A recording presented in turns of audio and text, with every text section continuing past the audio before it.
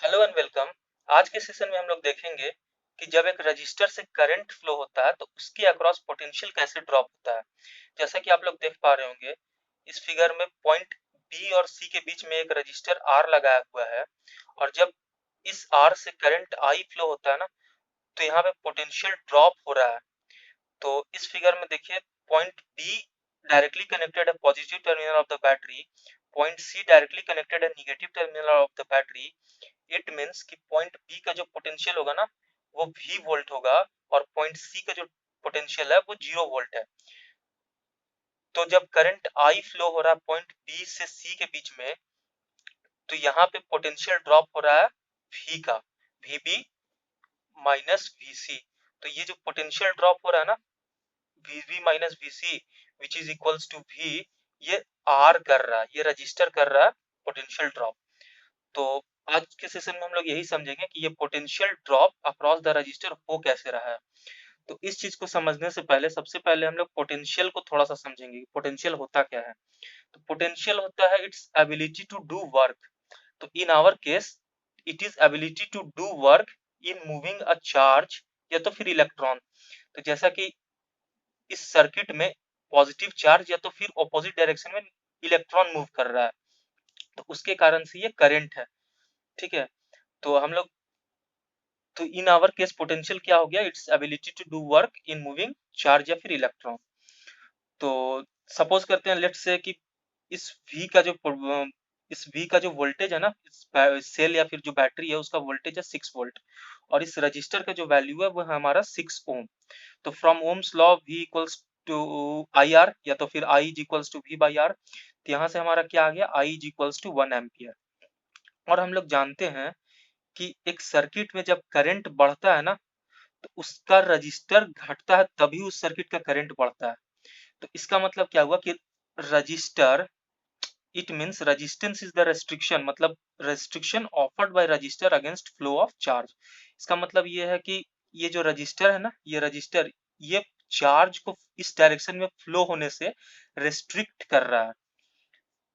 अगर ये रजिस्टर नहीं होता तो हमारा चार्ज इजिली इस डायरेक्शन में मूव कर जाता है और यही कारण है कि पोटेंशियल ड्रॉप हो जाता है। तो पोटेंशियल ड्रॉप क्यों हो रहा है? पोटेंशियल ड्रॉप हो रहा है because it is doing work against the restriction offered by the register. मतलब ये जो रजिस्टर रेस्ट्रिक्शन ऑफर कर रहा है ना उसके अगेंस्ट वर्क करना है पोटेंशियल को, तो उस वर्क करने के लिए वो अपना पोटेंशियल लॉस कर रहा है। तो इसको हम लोग और अच्छे से अभी समझते हैं। उसको अच्छे से समझने के लिए क्या करना होगा, हम लोग क्या करते हैं इस ये जो रजिस्टर था ना पॉइंट बी और सी के बीच में, पॉइंट बी और सी के बीच में ये जो रजिस्टर है इस रजिस्टर को हम लोग एक पाइप से रिप्लेस करेंगे। ये एक पाइप से रिप्लेस कर दिया और उसमें हम लोग पॉजिटिव चार्ज डाला हुआ है। ये सारा क्या है? ये सारे पॉजिटिव चार्जेस हैं। तो ये पॉजिटिव चार्ज डाल दिए और ये है मेरा पॉइंट बी और ये है मेरा पॉइंट सी। मतलब यहाँ का पोटेंशियल क्या हो गया? VB is equals to 6 volt और VC is equals to 0 volt. तो ये जो पहला चार्ज है ना इसका पोटेंशियल कितना है? 6 वोल्ट। तो अब ये चार्ज इधर मूव करेगा बिकॉज ऑफ दैट सेल, जो सेल उसको पोटेंशियल प्रोवाइड कर रहा है ये इधर मूव करेगा। अब इधर मूव करेगा तो इधर ऑपोजिट डायरेक्शन में क्या है? रेस्ट्रिक्शंस। ये रेस्ट्रिक्शन कौन दे रहा है? रजिस्टर दे रहा है। तो ये रेस्ट्रिक्शन होने के कारण तो सबसे पहले क्या था? इसका पोटेंशियल यहाँ पे क्या था? इसका पोटेंशियल था 6 वोल्ट। VB का पोटेंशियल, इसका पोटेंशियल था 6 वोल्ट। अब ये रेस्ट्रिक्शन होने के कारण ये अपना थोड़ा सा पोटेंशियल को ड्रॉप कर दिया और लेट्स से कि वो ड्रॉप करके कितना बचा? उसके पास 5.9 वोल्ट बचा। अब ये इसके ये चार्ज के पास है पोटेंशियल 5.9 वोल्ट। अब ये आगे मूव करेगा, अब इसको फिर से रेस्ट्रिक्शन मिलेगा। अब इस रेस्ट्रिक्शन के कारण ये फर्दर अपना पोटेंशियल को लॉस करेगा और लेट्स से कि इसका जो पोटेंशियल है ना वो है 5.8 वोल्ट। तो उसी तरीके से ये आगे जाते जाएगा और सीरीज में इसका पोटेंशियल ड्रॉप होते जाएगा। तो यहाँ पे पहुंचे इस चार्ज के पास, ये NH-2 चार्ज है। तो लेट्स से कि इसके पास जो पोटेंशियल अब बचा ना वो 0.2 वोल्ट है। क्योंकि ये सारे सीरीज में जा रहे हैं तो इसको रेस्ट्रिक्शन के अगेंस्ट वर्क करते जा रहा है तो उसका पोटेंशियल ड्रॉप हो रहा है। तो ये फर्दर आगे मूव करेगा, फर्दर इसको रेस्ट्रिक्शन मिलेगा और ये फिर से अपना पोटेंशियल ड्रॉप करेगा। लेट्स से कि इसका पोटेंशियल अब बचा 1.1 वोल्ट। उसी तरीके से ये आगे जब मूव करेगा, रिस्ट्रिक्शन पीछे होगा, तो इसका जो पोटेंशियल फाइनली हुआ ना, इसका पोटेंशियल होगा 0 वोल्ट। तो इस तरीके से ये स्टेप बाय स्टेप ये अपना पोटेंशियल को ड्रॉप करते गया, and potential this is how potential gets dropped in a resistor।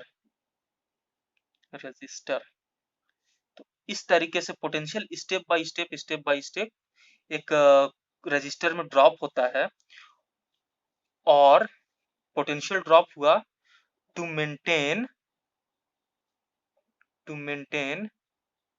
Constant current.